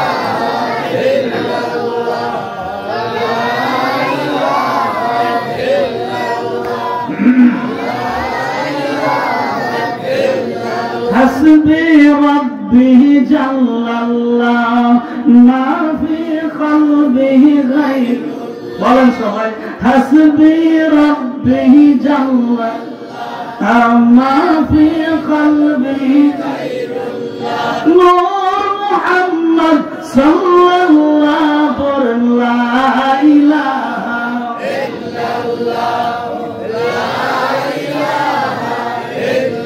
লা ইলাহা ইল্লাল্লাহ মুহাম্মাদুর রাসূলুল্লাহ সাল্লাল্লাহু আলাইহি ওয়াসাল্লাম। জোরে কোন আমিন। খুব খেয়াল, আল্লাহ যদি ইবাদত করো সাথে সাথে ডিউটি করো, জায়গা মতো। এটা আল্লাহর একটা হাকিকত, আল্লাহ বান্দার পরীক্ষা করে। ফেরাউনকে আল্লাহ পাক একটা আলহাম পাঠাইলেন, ফেরাউন তো আনা রাব্বুকুম আল্লাহ, আল্লাহর মনে কষ্ট হয়েছে না যে আমি তাকে বানাইলাম, আমি খাওয়াইলাম, আমি বড় করলাম, হে খোদা, তো আমি হইলাম খুব, আল্লাহর মনে কষ্ট হয়েছে। কিন্তু আমার আল্লাহ এমন এক আল্লাহ, আল্লাহ যখন কষ্ট নেয় নাই, কিন্তু আবার যখন দরদ হয় দয়া করে সব দিয়া দেয়, ঠিক নেই? আল্লাহ যখন দরদ লাগে, মায়া লাগে, তখন সব দিয়া দেয়। আর আগে সব রাখবে না, কারণ আল্লাহ তো আগে বলেছে রহমান, আমি আল্লাহ দয়ালু। কারণ করতেছে আনা রাব্বুকুম আল্লাহ, মাশাআল্লাহ মজা করতেছে না, একটু কষ্ট আগে দিন, একটু আগে, মাশাআল্লাহ মাশাআল্লাহ, একটু আগে, একটু জিকির করেন আল্লাহ আল্লাহ আল্লাহ, আগে মাশাআল্লাহ আল্লাহ আল্লাহ আল্লাহ। তুই আমার ডাক রে বান্দা, তুই আমার ডাক, আল্লাহ আল্লাহ সবাই আগে যাদের সামনে ফাঁকা আপনারা করেন আল্লাহ আল্লাহ আল্লাহ আল্লাহ আল্লাহ।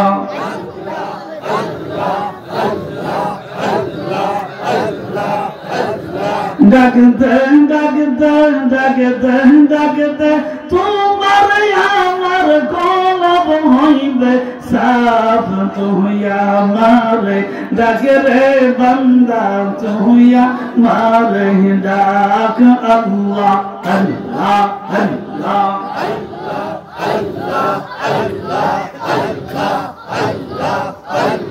মাশাআল্লাহ।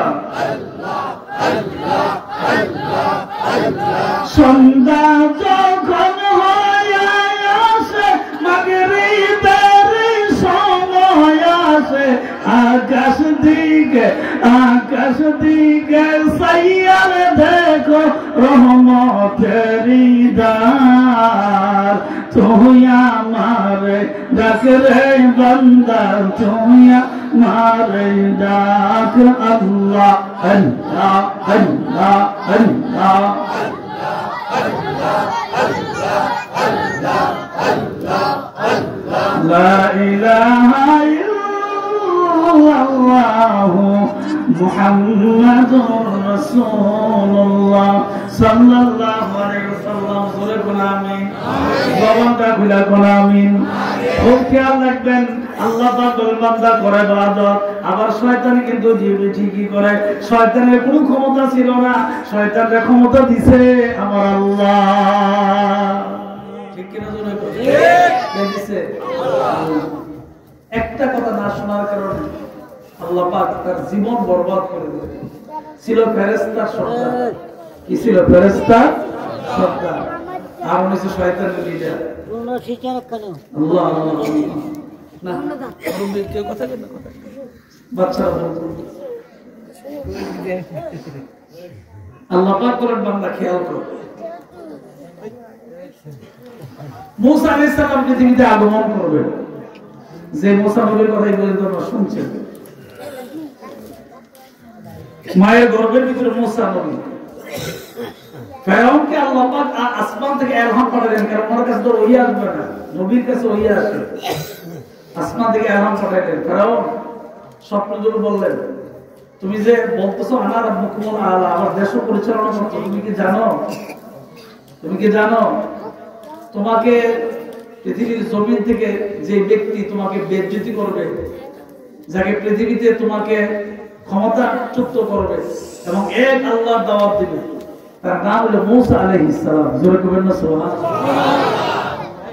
চেহারা সুরত এরকম, পৃথিবীতে আগমন করবে বনে ইসরাইল বংশে। কোরআন শরীফের মধ্য অবস্থায় আছে সূরা বানী ইসরাইল।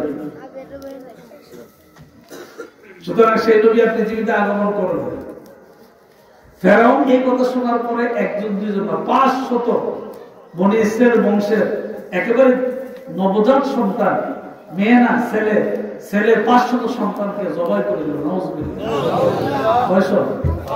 কাকে ধরার জন্য? মুসা আলাইহিস সালামকে ধরার জন্য। কিন্তু মুসা আলাইহিস সালামকে ধরতে পারেন। শেষ পর্যন্ত পয়গম্বর মুসা আলাইহিস সালাম মায়ের গর্ভে আসলেন। আল্লাহ ডাকতে বলে জিবরাইল, পয়গম্বর মুসা নবীর আব্বার নাম ইমরান, ইমরানকে তুমি বলে দাও সন্তানকে হেফাজত করার জন্য, খুব নীরবে রাখার জন্য। ফেরাউনের সৈন্যরা যদি টের পায় দুনিয়া থেকে বিদায় করে দিবে। আমার মুসা তো আমার নবী, সুতরাং এর আব্বা ইমরানকে বলে দাও খুব সাবধানে থাকার জন্য, যাতে এই বাচ্চার কোন খবর ফেরাউনের সৈন্যরা না পায়। এমন সময় জিবরাইল সুন্দরকে ইলহাম পাঠাইলেন, আওয়াজ পাঠাইলেন।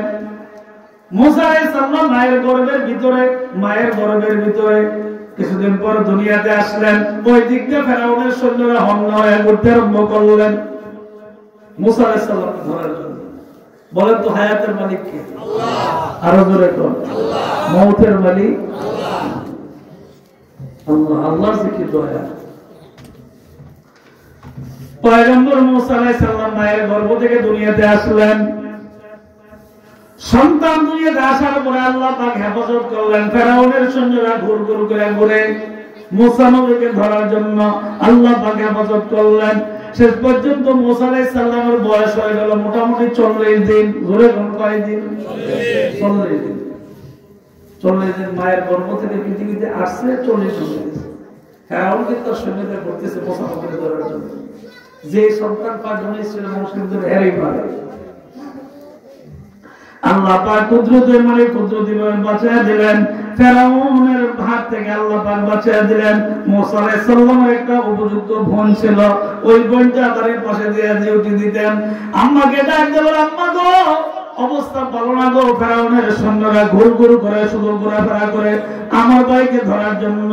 কিন্তু প্রকাশ্যে তো বলা যাবে না। সেই মুসা আলাইহিস সালাম সাবধান গো, আমার আল্লাহ নবী যাকে বানায় তাকে আল্লাহ রূহের জগতে নবী বানায়। আরো জোরে কোন সুবহানাল্লাহ। নবী যাকে বানায় তাকে আল্লাহ রূহের জগতে বানায়। নবীর চেহারা সব দেখলে বোঝা যায়। 41 দিন পার হয়ে গেল। শেষ পর্যন্ত 42 দিন যখন পার হয়ে যায়, 42 দিন রাতের দিনটা পার হয়ে গেল, 43 দিনের যে রাত্রটা, রাতের বেলায় আমার আল্লাহ ডাক দেখো ইমরান রে, দেরি করবি না, একটা সুন্দর করে বাক্স বানাও, ওই বাক্সটার ভিতরে তোমার সন্তানকে আস্তে করে প্রবেশ করাও, ছিদ্রগুলো বন্ধ করো, নীল দরিয়ার পারের ভিতরে নিয়ে যাও, রাত পোহাবার আগে, রাতের শেষ অংশে আমি আল্লাহর উপরে ভরসা করে ছেড়ে দাও, বাঁচানোর মালিক হইলাম আমি আল্লাহ। সহজ মনে হয় নাকি? সহজ, অনেক কঠিন। আপনার আমার জীবন হলে তুমি সন্তান আল্লাহর উপরে ভরসা কেমন ছিল, তাদের ভরসা নিয়ত কেমন ছিল, আল্লাহ পরীক্ষায় কেমন করে পাস করতেন। এমন চিন্তা করে গেলেন রাতের বেলায় বাক্স পাই কই, কাঠ পাবো কই, মিস্ত্রি পাবো কই, বাক্স বানাবো কেমন করে, চিন্তায় যখন পেরেছেন এমন সময় আমার আল্লাহ ডাক দিলেন, ফেরেশতারা রে, ও রহমতের ফেরেশতা, দেরি করবি না, একজন মুসা আলাইহিস সালামের বাড়ির সামনের দিক দিয়া যা, যাই বিয়ার কইবি যে আমি মিস্ত্রি, যদি কোনো প্রয়োজন হয় বানাইতে পারেন, আমি কাঠ মিস্ত্রি। এবার ফেরেশতা মানবের শুরুতে, মানুষের শুরুতে বাড়ির সামনের দিক দিয়ে যায়, রাতের বেলায় যায় মুখ দিয়ে কমে কাঠ মিস্ত্রি, শুধু এই উচ্চারণটা করে আর যায়। মুসা আলাইহিস সালামের বোন ডাক দেখো মা, কাঠ সংগ্রহ করা, মিস্ত্রি সংগ্রহ করা বড় কঠিন, আম্মা গো তাড়াতাড়ি করে তাকে ডাকেন না, মানে ঘরের ভিতরে আনেন। মা ডাক দেখো, মা গো তুমি যাও, তুমি গিয়ে ডাক দাও, মিস্ত্রিকে ডাক দিলেন। ফেরেশতা মানবের স্বরূপ, মানুষের স্বরূপ ধরে আসছেন, মিস্ত্রির রূপে আসছেন, উনি ঘরের ভিতরে প্রবেশ করলেন। মুসা আলাইহিস সালামের আব্বা ইমরানকে ডাক দেখো, ইমরান গো কি প্রয়োজন, কেন ডাকছেন? কো আমাদের একটা বাক্সের প্রয়োজন। ও ঠিক আছে, বাক্স বানাই দেব। ইমরান ডাক দেখো, মিস্ত্রি রে তোমার নাম আনছি, কিন্তু কাঠ পাবো কোথায়? মিস্ত্রি ডাক দেখো, কাঠও লাগবে না, লোহা লাগবে না, সব আমার কাছে আছে। আরো জোরে জীবিত বললে কে বাঁচায়? আরো জোরে কে বাঁচায়? আমাদের ঈমান তো মজবুত না, এই জন্য আমরা জীবিত বললে হতাশ হয়ে যায়, ঈমান তো মজবুত না। আল্লাহ পাক ডাক দিয়ে বলেন, লা ইলাহা ইল্লা আনতা সুবহানাকা ইন্নী কুনতু মিনাজ জালিমিন ফাস্তাজাবনা লাহু ওয়া নাযায়নাহু মিনাল গাম্মি ওয়া কাযালিকা নুনজিল মুমিনিন। চিৎকার দেখুন আল্লাহু আকবার। মিস্ত্রি সুন্দর করে বাক্স বানাইলেন, ছিদ্র বন্ধ করলেন, বাক্স কমপ্লিট বানায় মিস্ত্রি ঘর থেকে বের হয়ে চলে যায়। মুসা আলাইহিস সালামের বোনটা ডাক দেখো, আম্মা গো মিস্ত্রি যে বাক্স বানাইলো তার তো মজুরি দেওয়া দরকার, কতমি ডাক দাও। মেয়েটা ঘর থেকে বাইরে হইলেন, মিস্ত্রি ডাকে, ও মিস্ত্রি আসেন, আপনার মজুরিটি লইয়া যান, যা কিছু বানাইছেন তার মানে যা টাকা আছে দিরহাম গুলো নিয়ে যান, টাকা নিয়ে যান। মিস্ত্রি ডাক দেয়া বলো, ও নবীর বোন, মুসা নবীর বোন গো, আমার মানে কোনো কিছু লাগবে না, আমার কোনো মানে পুঁজি লাগবে না, আমার টাকা পয়সা লাগবে না, আমার মজুরি লাগবে না, কিছুই লাগবে না, আমার দায়িত্ব ছিল বানায় দাও, আমি বানায় দিছি, এবার তোমার দায়িত্ব তুমি পালন করো। কি কঠিন পরীক্ষা। মুসা আলাইহিস সালামকে এবার বাক্সের ভিতরে প্রবেশ করায়, দরজা বন্ধ করে দেয়। মুসা আলাইহিস সালামের আব্বা এবং আম্মা দুইজন নির্দরিয়ার পানিতে তাহাজ্জুদ নামাজের সময় গিয়ে হাজির হইয়া যায়। কঠিন একটা সময়, রাতের শেষ ভাগে, অন্ধকার, সামনে আঙ্গুল দেখা যায় না, এমন সময় মুসা আলাইহিস সালামকে আস্তে করে পানির ভিতরে ফেলায়া দেয়। আল্লাহ ডাক দেখো, পানি রে পানি, দেও খেলবি না, আস্তে আস্তে করে নিজ দিকে তুমি যাও। আরো জোরে পানি কার কথা শোনে? বলেন কার কথা শোনে? মুসা নবীরে ফলানোর আগে পানি দেও করতো, এইভাবে বড় বড় দেও করতো। আল্লাহ ডাক দেখো, পানি দেও খেলবা না, আস্তে আস্তে করে বাসুটা নিয়ে তুমি নিজ দিকে চলিয়া যাও। তাইলে বোঝা গেল পানি আল্লাহর কথা শোনে কি শোনে না। নমরুদ যখন এত আগুনের কুণ্ড করছিল, ইব্রাহিম আলাইহিস সালামকে কোরআন শুনল, আল্লাহ সাথে সাথে ডাক দেয়া বলে, ইয়া নারু কুনি বারদাও ওয়া সালামান আলা ইব্রাহিম। এই কোরআন শুনতে আছে, আমার কথা না। আল্লাহ পাক বলেন, ও আগুন আমার ইব্রাহিমের জন্য এয়ার কন্ডিশন ঠান্ডা হয়ে যাও, এয়ার কন্ডিশন হয়ে যাও, পানি আগুন দাও, দাও করে চতুর্দিক দিয়ে জ্বলে। ইব্রাহিম আলাইহিস সালাম মধ্য অবস্থায় বসে বসে খেলাধুলা করে। কারে হামাদ খালকে আজম জুমলা রাস বাখুদা তাকদীর কাইরাওয়াস। নমরুদ গর্তায় যে কি আগুন জ্বলে, ইব্রাহিম আলাইহিস সালাম খেলাধুলা করে। গ্যাসের আসলে রাগ উঠছে, আগুনটাকে তোরে এত কষ্ট করে অতটা খরচ করে এত বিশাল আগুনের কুণ্ড বানাইলা আমার ইব্রাহিমের পুরনো লেগে। হ্যাঁ, হে আমার শত্রু, হে দি খালতাছে, আপনি যে জ্বলতাছ, এই জ্বলার ওইখান কি গেল ওইখান কি। আমার আল্লাহ পাক সাথে সাথে আগুনের জবান খুলিয়া দেয়। আগুন ডাক দেয়, নমরুদ আয়, তুই আয়, তোর 14 গোষ্ঠী পুরা ধ্বংস করে দিব। ইব্রাহিম আলাইহিস সালামের শরীরে একটা পশম জ্বালাবার ক্ষমতা আমার নাই। এটা বোঝা গেল আগুন কার কথা শুনে? আরো জোরে কর, আগুন আল্লাহর কথা শুনে, পানিও আল্লাহর কথা শুনে। আমরা তো একটা বাহাদুরি আল্লাহ দিয়েছে, মাঝে মাঝে শুনি, মাঝে মাঝে শুনি না। বাহাদুরি একটা দিয়েছে যে একটু দিয়ে দিলাম, সাইডা করতে থাকে, ঘুরি যেটা ঘুরে আর বাড়াইতাম না, আল্লাহ তো সময় দেওয়ার আগে। ঠিক কিনা তোর কথা বলেন? আল্লাহ ডাক দেয় মুসা পয়গম্বর, আল্লাহ মুসা আলাইহিস সালাম পানি দিয়ে আস্তে আস্তে করে নীল দরিয়া দিয়ে নিচ দিকে চলে যায়। ফেরাউনের স্বপ্ন যুগে দেখায় মুসা নবীর চেহারা এরকম হবে, এরকম কাঠিন হবে, এরকম সুন্দর হবে, মাথাটা এরকম হবে, চেহারা মুখমণ্ডলটা এরকম হবে, সব কিছু দেখায় দিলেন। মুসা আলাইহিস সালামের বাক্স আস্তে আস্তে করে যায়, যাইতে যাইতে যাইতে যাইতে যাইতে যাইতে অনেক দূরে চলিয়া যায়। আর রাত্র পার হইয়া দিন গিয়া বিকাল হয়ে যায়। বিকাল বেলায় যায় যে জায়গায় বাক্সটা পড়ছে, ওই জায়গায় বিকেল বেলা ফেরাউন এসে হাজির হয়ে গেছে। নামাজও পড়ে, আবার আল্লাহ ডিউটি করে সেখান থেকে। হ্যাঁ, মুসা নবীর আল্লাহ কয় যাও, ফেরাউন তো তুমিও যাও। আল্লাহ আল্লাহ দিলে এখন বোঝা বড় কঠিন। এক মায়ের ঘরে সন্তান জন্ম হয়, একজনের ডিসি হয়, আরেকজনের রিক্সা চালায়। বিশাল বড় বিল্ডিং এ আরেকজন মানুষের কাম করে, আসেনি এরকম? এই তালা এই বোঝাটা বড় কঠিন, বড় কঠিন। মুসা আলাইহিস সালাম বাক্স যখন চলিয়া যায়, ফেরাউন মানে নদীর পাড়ে দাঁড়ায় রইছে, অসংখ্য সৈন্য তার পাশে আছে, যেহেতু সে রাষ্ট্রের প্রেসিডেন্ট। এই লোকটা ও আমার সৈন্যরা রে, একটা বাক্স দিয়ে সুন্দর বাক্স চলিয়া যায়, বাক্সটা উঠায় আনো, দেখি বাক্সের ভিতরে কি আছে। বাক্স উঠে আনলেন, এবার ফেরাউন তার সামনে রাখলেন, বাক্সটা খোলার জন্য বললেন, নিজ হাতে বাক্স খুললেন। একটা পৃষ্ঠা যখন, একটা কাজ যখন উল্টাইলেন, খুললেন, তাকে দেখে স্বপ্ন যুগে যেই নবীরে দেখছে, এই নবী বাক্সের ভিতরে হাজির হয়ে গেছে। এখন বলেন তো ফেরাউন কি খুশি না বেজা? আরো জোরে কর, অল্প না বেশি? এমন খুশি, খুশির কোনো শেষ নেই। কারণ যে তাকে ধ্বংস করবে, তার রাজত্ব দখল করবে, এই লোকটা হয়ে গেছে, খুশির কি আর শেষ আছে? খুশিতে আত্মহারা, এমন খুশি।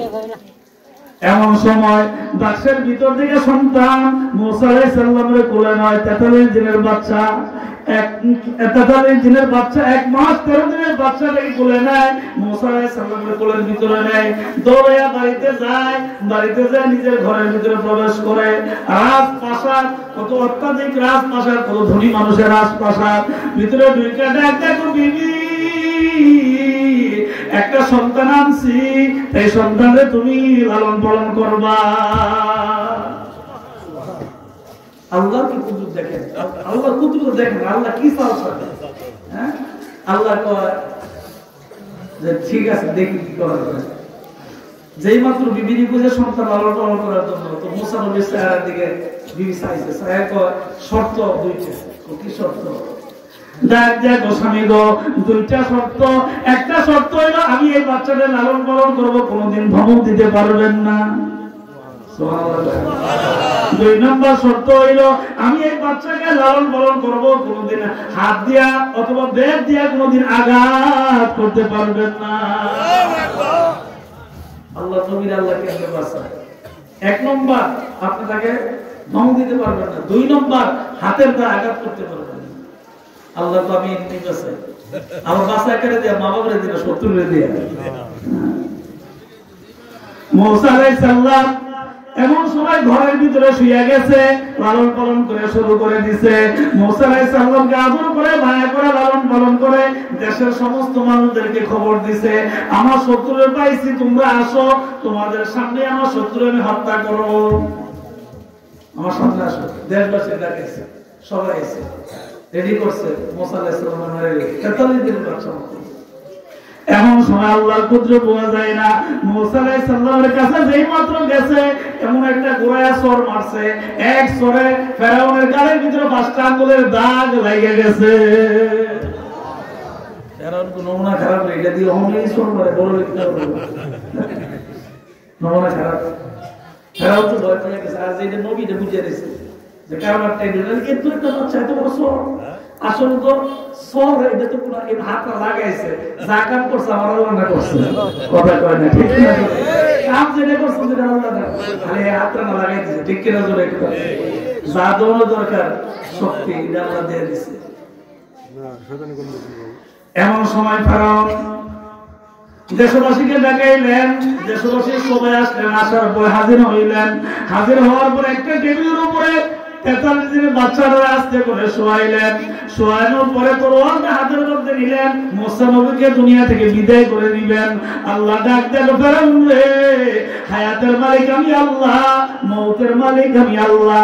আমি আল্লাহ ইচ্ছা করলে মায়ের কোল থেকে শিশুকে মারতে পারি, আমি আল্লাহ ইচ্ছা করলে শত্রুর হাত থেকে আমি আল্লাহ বাঁচাইতে পারি।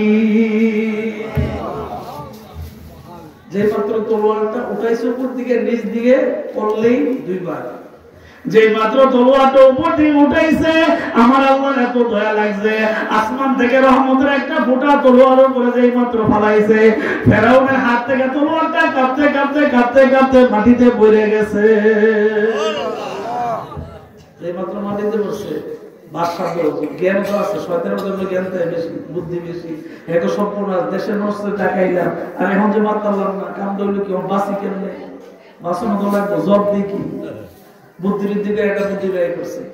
জনগণ তো চতুর্দিক দিয়ে হাজার হাজার লোক দাঁড়ায় রয়েছে, তো বলতে বাদশাহ আপনারা বলছেন মারবেন, আমাদের হাতে থেকে তলোয়ার কাটতে কাটতে জমিনে, কারণটা কি তা বলেন? জনগণের মাফিয়ার থেকে বাঁচানোর লেগে একটা বুদ্ধি বের করছে।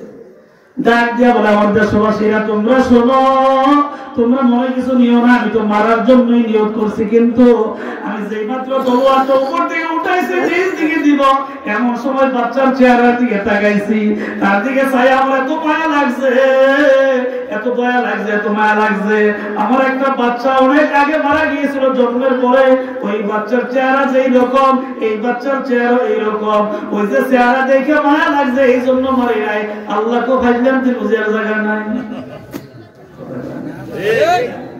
জনগণের বিরুদ্ধে বাঁচার জন্য এই উত্তর। আল্লাহ আমি রহমতের একটা ফোঁটা তোর তলোয়ার উপরে পাঠাইছি, এই জন্য তুই পারস নাই, তোর তলোয়ারটা আমি তোর হাত থেকে কাঁপতে কাঁপতে জমিনে ফেলে দিয়েছি, তুই বাঁচাস তাই আমি আল্লাহ বাঁচাইছি। সুবহানাল্লাহ, আরো জোরে, আরো জোরে তো। মুসা নবী বাইচা গেলেন, তাকালিদের বাচ্চাটা আবার ঘরের ভিতরে যখন নেওয়া হয়, এমন সময় আমার আল্লাহ পাক মুসা নবীর কানে কানে জানাই দিলেন, মুসা নবী গো, আপনার বয়স মাত্র 1 মাস 13 দিন, 43 দিন। ও মুসা নবী সাবধান গো, মুসা নবী খেয়াল কইরেন, আপনার আপন মা এবং বাবা যতক্ষণ পর্যন্ত না আসবে ততক্ষণ পর্যন্ত আপনি মিশরের কোন মহিলার বুকের দুধ খাইয়েন না। 1 নম্বর। 2 নম্বর হইল, যতক্ষণ পর্যন্ত আপনার মা বাবা আপনার কাছে না আসবে ততক্ষণ পর্যন্ত আপনি ওয়া ওয়া করে চিৎকার করবেন, শুধু কান্নাকাটি করবেন, কোনোদিনও কোনো মহিলার বুকের দুধ আপনি খাবেন না।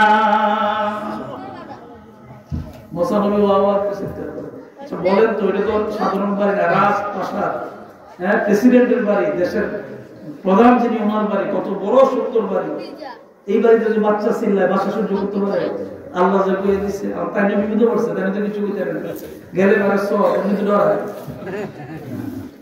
কারণ করছে জানার ভিতরে অনেক চিৎকার করে, বাড়ি করছে গরম, সহ্য করতে পারে না, আবার কিছু করতে পারে না, জ্বালা করছে।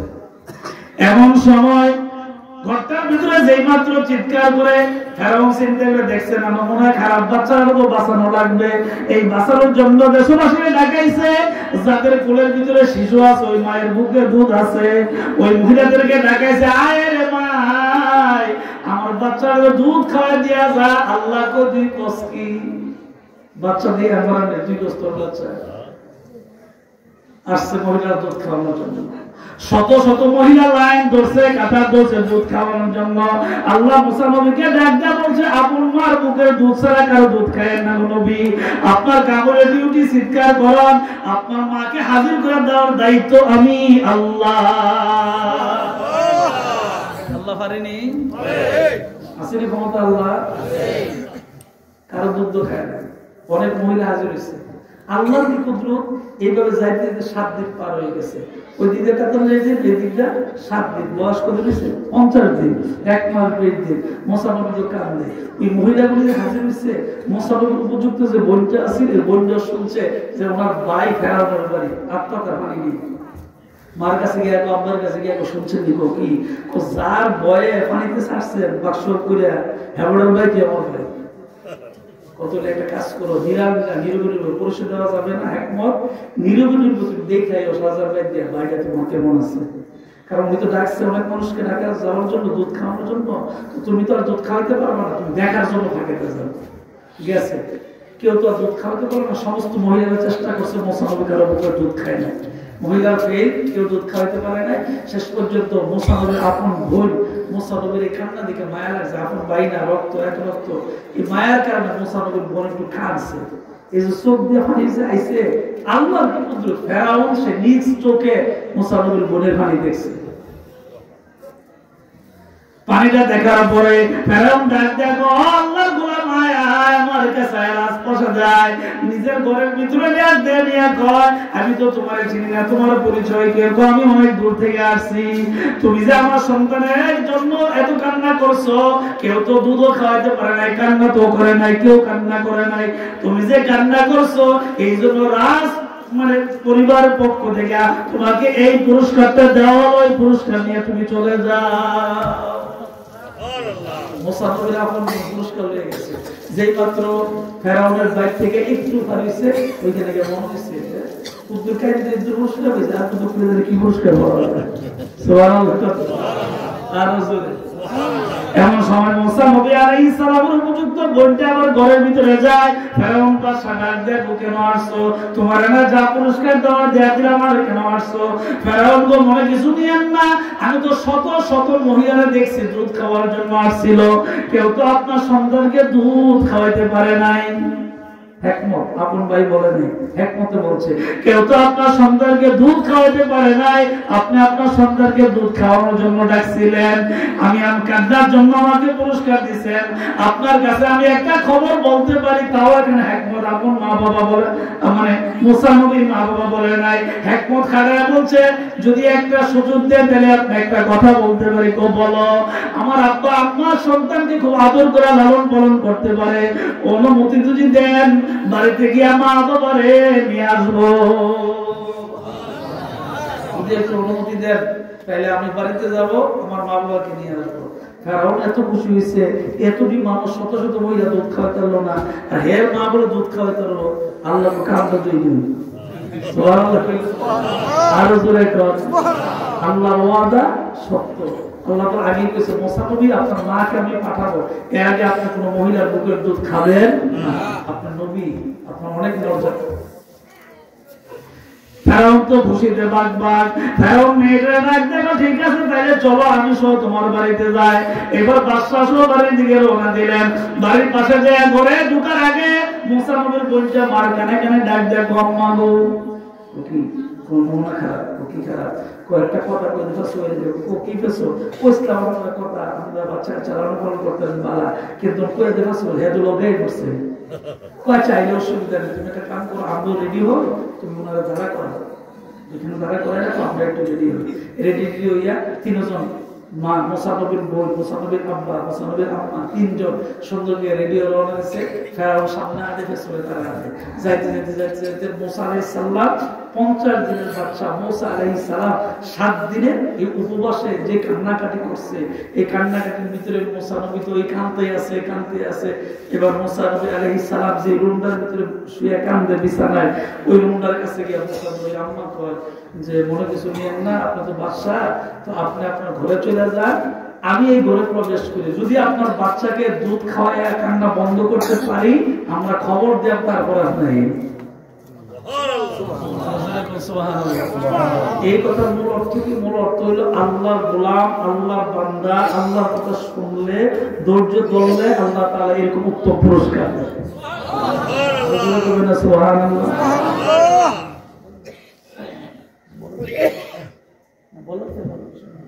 ও আচ্ছা, আল্লাহ আল্লাহ কবুল করুন। বলেন আপনাদের কষ্ট হইতেছে? মুসা আলাইহিস সালাম ঘরের ভিতরে ওয়া ওয়া করে চিৎকার করে ফেরাউন তার রাজপ্রাসাদে চলিয়া যায়। মুসা আলাইহিস সালাম যে ঘরটার ভিতরে শুয়ে রয়েছে, ঘরের দরজা জানালা বন্ধ করে দেওয়া হয়। ঘরের ভিতরে 4 জন, 1 নম্বর মুসা আলাইহিস সালাম, 2 নম্বর মা বাপ, 2-3 নম্বর মা বাপ, 4 নম্বর আপন বোন, 4 জন ঘরের ভিতরে দরজা জানালা বন্ধ, আর কেউ নাই। মুসা আলাইহিস সালামের বোন আর বাবা একটা চেয়ারের মানে পাশে এক জায়গায় বসে রয়েছে। মুসা আলাইহিস সালামের আম্মা বুকের ব্যথার কারণে 7 দিন পর্যন্ত সন্তানকে দুধ খাওয়াইতে পারে না, বুকের ব্যথায় অস্থির। মুসা নবী পেটের মানে খিদায় অস্থির, মাও কষ্ট পাইতেছে, সন্তানও কষ্ট পাইতেছে। যেই মাত্র মা তার সন্তানের মুখের ভিতরে আস্তে করে দুধ দিয়ে দিছে, সন্তান দুধ খায় খায় আরামের বিছানায় ঘুমায় গেছে।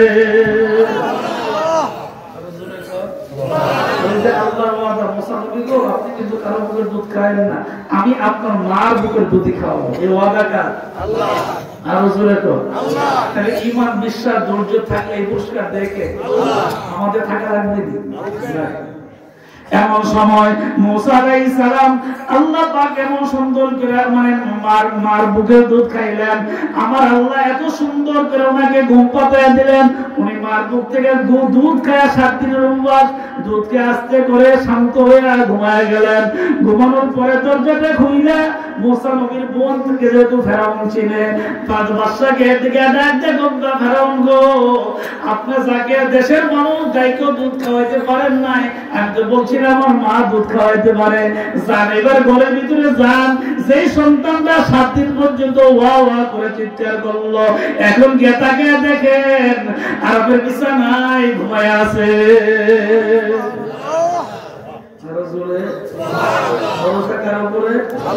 ধৈর্য ধরে লাগবে কি লাগবে না? যেই মাত্র মুসা আলাইহিস সালাম এর কাছে ফেরাউন গেছে, ঘরের ভিতরে প্রবেশ করে গিয়া দেখে নিজ চোখে দেখছে কি আরামের বিছানা, একবার নীরব, একবার নিস্তব্ধ, ঠান্ডা হয়ে ঘুমাইছে। ফেরাউন নিজ চোখে দেখলেন, ঘর থেকে বের হয়ে চলে আসলেন, বোনটাকে ডাক দেয়া বলে, আল্লাহ বান্দি আয় আয় আমার কাছে আয়। মুসা নবীর বোনটাকে ঘরের ভিতরে দিয়ে ডাক দেয়া বললেন। ফেরাউন ডাক দেয়া বলে, মিশরের অনেক মহিলারা চেষ্টা করলো, কেউ পারলো না মানে আমার সন্তানকে দুধ খাওয়াইতে।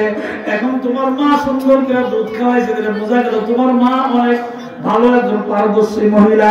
আল্লাহ ডাক দেখো, না না রে ফেরাউন, তুই কষ্ট সন্তান, আমি আল্লাহ আপন মারে যে সন্তানের বুকের দুধ খাওয়াইছি ধৈর্য ধরার কারণে। ধৈর্য ধরা লাগবে নি? মুসা নবী তো ঘুমাই গেছে, মুসা নবীর বোন ফেরাউনের কাছে গেছে, ডাক দেয়া বলে, ও মুসা নবীর বোন আয় আয়, পুরস্কার দেয়া দেয়। 1 নম্বর পুরস্কার হইল এই রাজপ্রাসাদের ভিতরে যারা থাকে তাদের একটা রাজকীয় পোশাক আছে। যতদিন পর্যন্ত তোমার মা আমার সন্তানকে বুকের দুধ খাওয়াবে ততদিন পর্যন্ত তোমরা রাজকীয় পোশাক পরবে, 1 নম্বর পুরস্কার। 2 নম্বর পুরস্কার হইল এই রাজ পরিবারের ভিতরে, এই বাউন্ডারির ভিতরে যত কর্মচারী আমার কাজ করে, সরকারি কর্মচারী, এর ভিতরে যার সবচেয়ে বেশি বেতন, যার বেশি, ওই বেতনটা তোমরা 4 জন, তোমরা 3 জন, এই বেতনটা তোমরা যতদিন পর্যন্ত আমার বাড়িতে থাকবো ততদিন পর্যন্ত পাইবা। 3 নম্বর পুরস্কার, আমরা রাজারা উন্নত মানের যে খাবার খাই, তোমরা 3 জন এই খাবার খাইবা। 4 নম্বর পুরস্কার, যে ঘরটার ভিতরে আমার বাচ্চাটা শুয়ে রয়েছে, তোমার মা আদর করে খাওয়াইছে, এই ঘরটা তোমাদের নামে দিয়া দিলাম, আজ থেকে ঘরটার মালিক তোমরা হয়ে গেলা। মুসা নবী বলছে একটা পুরস্কার পাইছে, ভাইয়া নীরবে ঘরের ভিতরে এসে আপনারা ঘর শুনছেন, বাবার কানে অনেকে শুনেন, ও কি সন্তান, ও খাওয়াইছেন নিজের আমার সন্তানদের, ভাইয়াদের 4টা পুরস্কার আন্তরিক খাওয়াবো। কি পুরস্কার? পুরস্কারগুলো খুব সুন্দর করে খুলে খুলে বোঝায় বলছে। এমন সময় মুসা নবীর আম্মা এবং আব্বা, মুসা নবীর আব্বন বোন তিনজন আসমানের দিকে হাত তুলে ডাক দেয়, আল্লাহ তুমি কেমন কারিগর, একদিক দিয়ে আমার বাইরে তুমি নবী বানাইছো, মায়ের গর্ভে দিছো, আর একদিক দিয়ে ফেরাউন তার বাদশাহী তো তোমাকে রব হিসেবে মানায়, নিজেই রব দাবি করে, তাকে বেজ্জতি লামতি জিন্নতি করার জন্য তাকে ব্যবস্থা করছো, আবার তাকে স্বপ্ন যুগে আমার পায়ের চেহারা দেখাই দিছো। মিশরের কোনো মানুষ দুধ খাওয়াতে পারে নাই, ফেরাউন চেষ্টা করছে, কাম হয় নাই। তুমি আল্লাহ আবার ঘুরে আমার মা বাপরে দেই আমার বাইরে দুধ খাওয়াইছো। তিনজন আসমানের দিকে তাকায় ডাক দেখো, তোমার মতন মহান রব, তোমার মতন রব পৃথিবীতে আর কেউ হতে পারে না। আলহামদুলিল্লাহি রাব্বিল আলামিন।